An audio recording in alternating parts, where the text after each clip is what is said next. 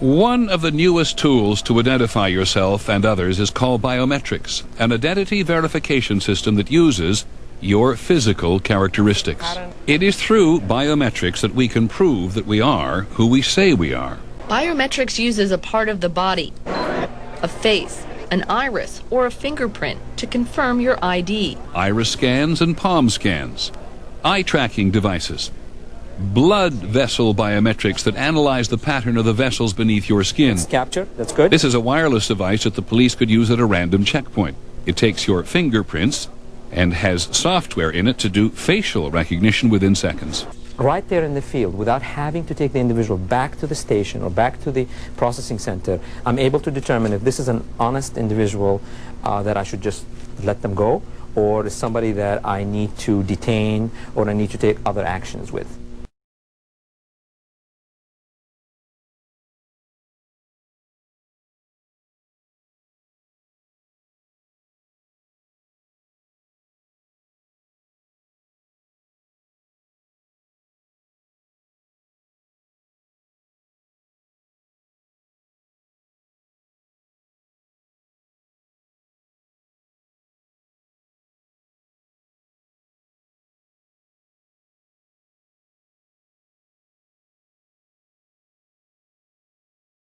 President Bush has proposed using a biometric identification card for legal immigrants. The cards would give employers a way to check the legal status of a prospective employee. Use a biometric technology to create a new tamper-proof identification card for every legal foreign worker. That's what we need. We have a biometric card for all new guest workers. It's kind of impenetrable, right? So that we can make sure that no one's working here illegally, so employers know who to hire and not to hire. The Department of Homeland Security says the proposed biometric ID cards are only for temporary guest workers. But Mark Rotenberg, who heads the Electronic Privacy Information Center, predicts the cards will be widely distributed. Any person who applies for a job in the United States will be required to have this card, because the employer won't be able to determine who are the citizens applying for the jobs, who are the legal immigrants applying for the job, who are the illegal immigrants. So for this system to work, you need a single worker eligibility card that covers everybody in the U.S. Already there are several biometric projects in the works. They include the Registered Traveler Program, a plan for 10 million federal employees and 10 million federal transportation workers to have biometric ID cards.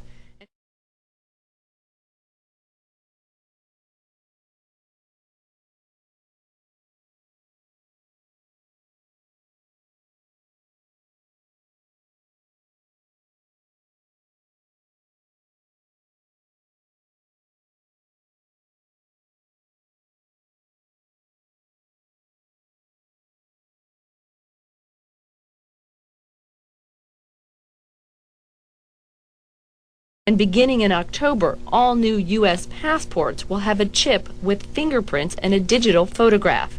Once a face is captured and put into a database, it can be used to screen people wherever a camera is tied into that system. Having the ability to screen faces as they're entering into the country without impeding the flow of traffic. Doing it in a way that doesn't impede the flow of traffic is a very powerful application.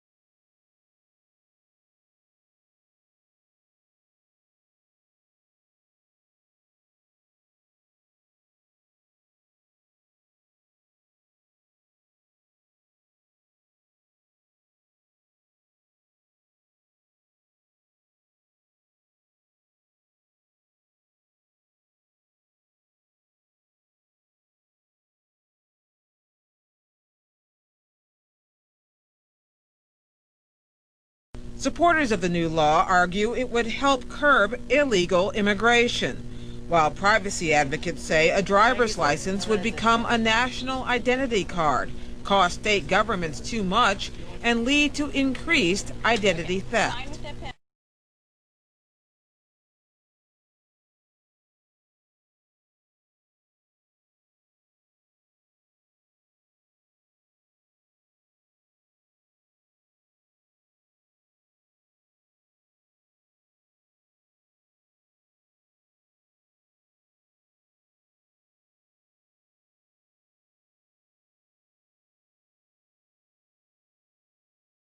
This is something we've been talking about since 1981, and it keeps getting enacted or proposed and then killed. It's about time we did this. Let's talk about the practical effect. Who is actually affected by this? Just people? Are the only people who have to worry about the effects of this law people who are undocumented, illegal, aliens, immigrants, or would you and I, who are trying to go and renew our driver's license, be affected by it? Exactly. All of us will be affected by this. And as Mark says, it really is a surreptitious way to try to enact a national ID card. If we're going to do that, let's have that debate up front. What's wrong on with the its national merits. What's wrong with the national ID card? Well, we don't make driver's license motor vehicle departments into national ID card issuers. I think we have to look at what is in our national interest. We have to separate our immigration enforcement and regulation issues from that question of motor vehicles, driver's licenses, and national IDs, and we have to have both debates on their merit.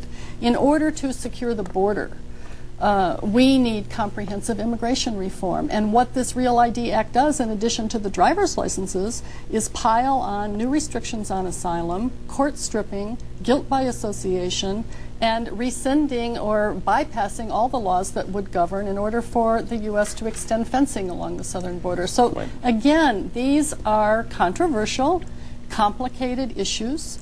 We need to have the debate in the light of day, not behind closed conference doors. If I could get back to this national ID concept, the choice is not between a national ID card and some nirvana where nobody knows your name. The choice is a centralized national ID card.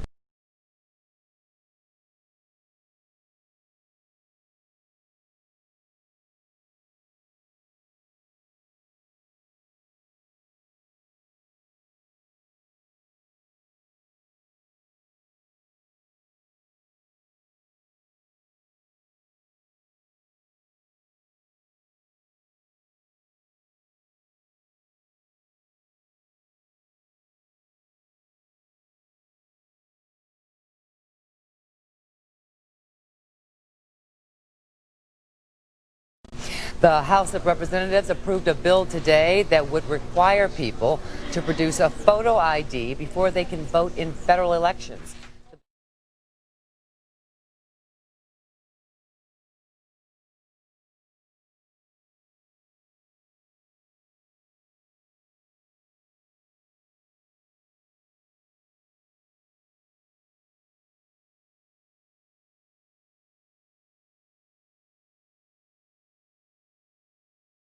Well, the security card that lawmakers are using at California State Capitol may not be as secure as everyone had hoped.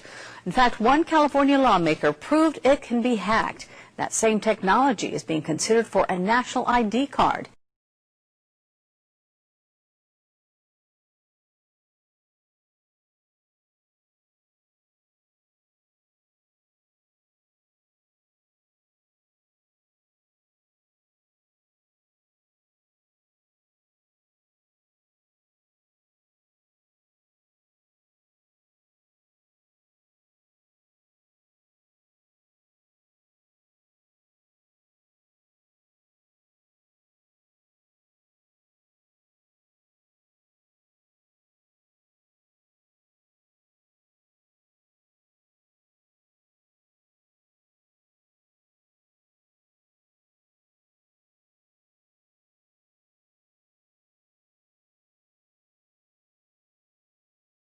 With a homemade antenna and a laptop, West Hughes was able to read radio waves emitted by Pavley's identity card, duplicate it, and then gain access to a secured area of the state capitol.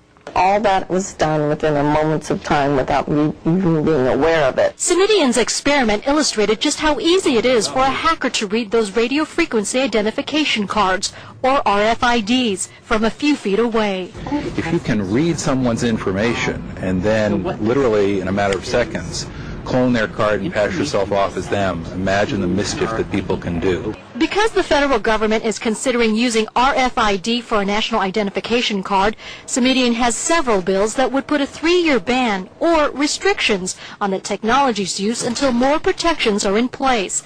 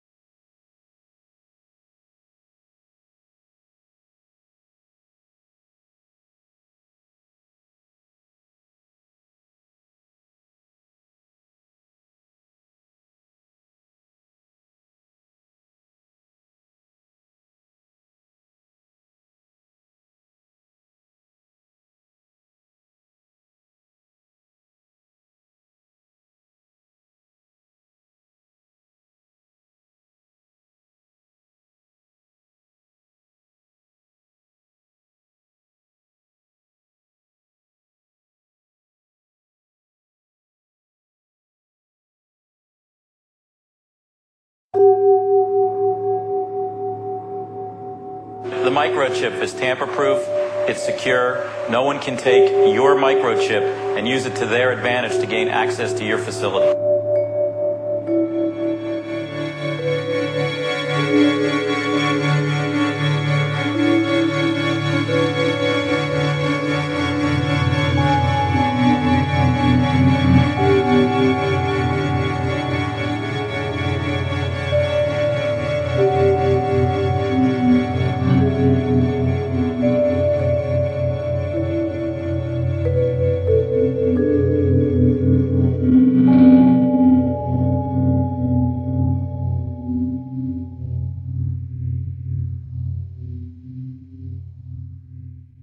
Nevertheless, the United States is in a key position to shape this so that the problem of the Bush presidency will be the emergence of a new international order.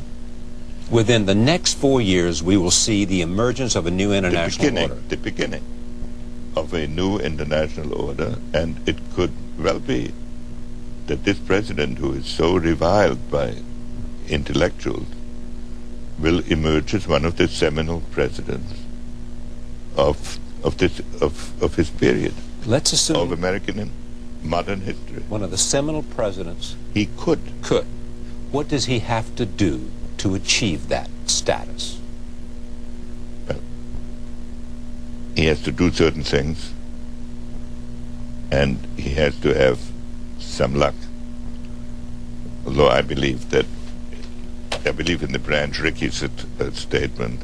When he was a general manager of the luck is Dodgers. the residue of design. What did he say? He said luck is the residue of design. Right. He said it about baseball. I know.